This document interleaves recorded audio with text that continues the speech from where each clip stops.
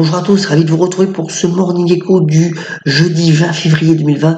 Désolé, les thématiques reviendront dès la semaine prochaine. Alors la photo du jour, c'est Michael Bloomberg, candidat à l'investiture démocrate pour l'élection américaine, qui est rentré dans l'arène. Débat très houleux cette nuit à Las Vegas. Il a été attaqué de toutes parts par les autres candidats, car sa progression dans les sondages continue, même si pour le moment Bernie Sanders est encore en tête.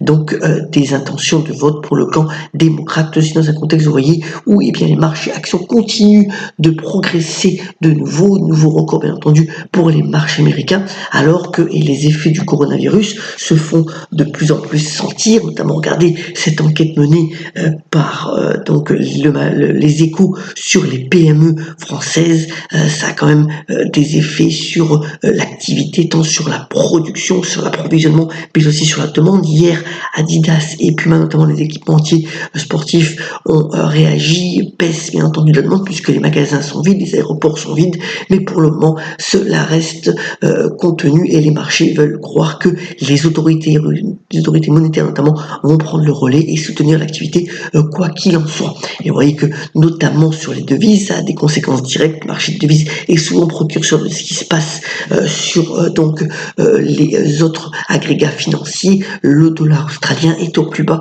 depuis la crise financière de 2007, parce que l'activité, quoi qu'on en dise, ralentit de manière assez forte.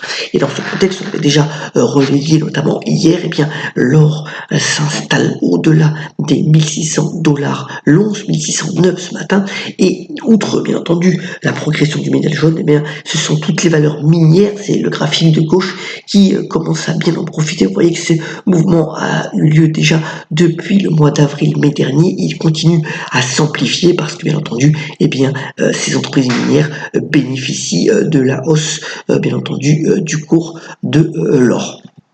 Alors venons-en à l'actualité des entreprises. D'abord, remplacement au niveau de la tête de la banque UBS. Décidément, les banques suisses en ce moment changent leur management, puisque c'est déjà le cas pour Crédit Suisse. Là, c'est à UBS que Ralph Hammers, qui est l'ancien président de ING, va prendre la tête d'UBS à partir du 1er novembre prochain. Et Sergio Modi quitte sa place. Vous voyez que finalement, quand on regarde les deux courbes comparées de UBS et ING, c'est avantage à la banque néerlandaise de manière assez probante, surtout sur les dernières années. C'est donc la courbe en bleu. On verra si ce professionnel de la banque arrive à relancer un petit peu l'élan de la croissance pour la banque suisse.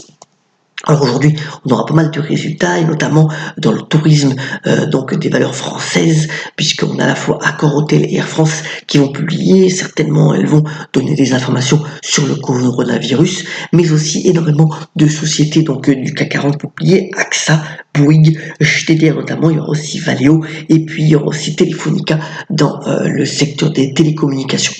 Alors, énième recapitalisation pour Vallourec. Vallourec, vous savez que c'est le spécialiste des tubes sans soudure pour les explorations et les compagnies pétrolières. Alors, Vallourec doit se recapitaliser pour 800 millions d'euros. Vous voyez, pour une capitalisation de 1 milliard.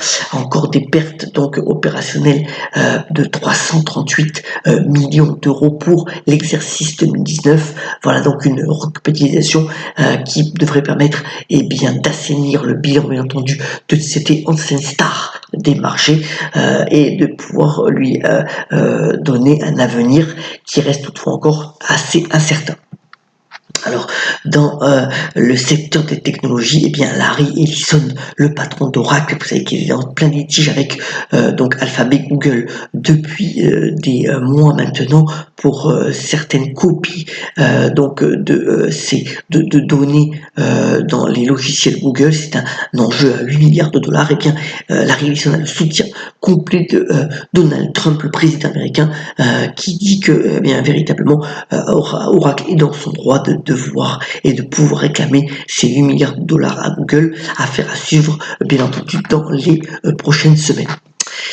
Victoria's Secret sort de la bourse. Alors apparemment, ça devrait être annoncé aujourd'hui. Ça appartient au consortium L. Brands qui cote à la bourse de New York, et Victoria's Secret a été valorisé pour 1,1 milliard de dollars. C'est beaucoup moindre que ce qui était attendu par les analystes dernièrement. Et donc, c'est le fonds donc de capital investissement Sycomore qui va racheter 55% du spécialiste de la lingerie féminine, sachant que L. Brands en gardera encore 45%. On verra les réactions tout à l'heure à la ouverture donc de la bourse de New York.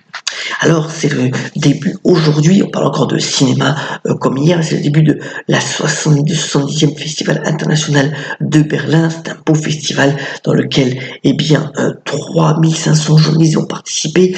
Il va commencer donc par le film d'ouverture, c'est un film du Canadien, donc Philippe Farageau, donc avec Sigourney Weaver notamment. Et puis, donc, 300 000 billets ont été vendus pour ce nouveau festival qui va durer donc jusqu'au 1er mars. Et ça va être l'occasion de découvrir de nouveaux films, souvent des films d'auteurs.